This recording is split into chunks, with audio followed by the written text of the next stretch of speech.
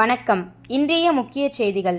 திருத்தணி முருகன் கோவிலில் 28 நாட்களில் பக்தர்கள் செலுத்திய காணிக்கையாக ரூபாய் 1,31,82,000 பணமும் மற்றும் 711 கிராம் தங்கமும் வசூலானதாக கோயில் நிர்வாகம் தகவல். திருவள்ளூர் மாவட்டம் திருத்தணியில் உள்ளது 6 படை வீடுகளில் 5ஆம் படை வீடாக சிறந்து விளங்கும் அருள்மிகு சுப்பிரமணிய சுவாமி திருக்கோயில்.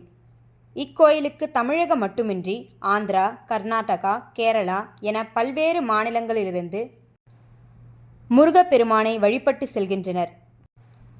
பின்னர் பக்தர்கள் தங்களது வேண்டுதலை நிறைவேற்ற காணிக்கையாக மலைக்கோயிலில் வைக்கப்பட்டிருந்த உண்டியல்களில் பணமும் நகையும் பொருட்கள் காணிக்கையாக செலுத்தியிருந்தனர். இந்த நிலையில் தேவர் மண்டபத்தில் உண்டியல்கள் திறக்கப்பட்டு கண்காணிப்பு கேமராக்கள் பொருத்தப்பட்டிருந்த பகுதியில் காணிக்கை எனும் பணி நடைபெற்றது. இதில் 100க்கும் மேற்பட்ட திருக்கோயில் ஊழியர்கள் பங்கேற்று காணிக்கையை எண்ணும் பணியில் ஈடுபட்டனர்.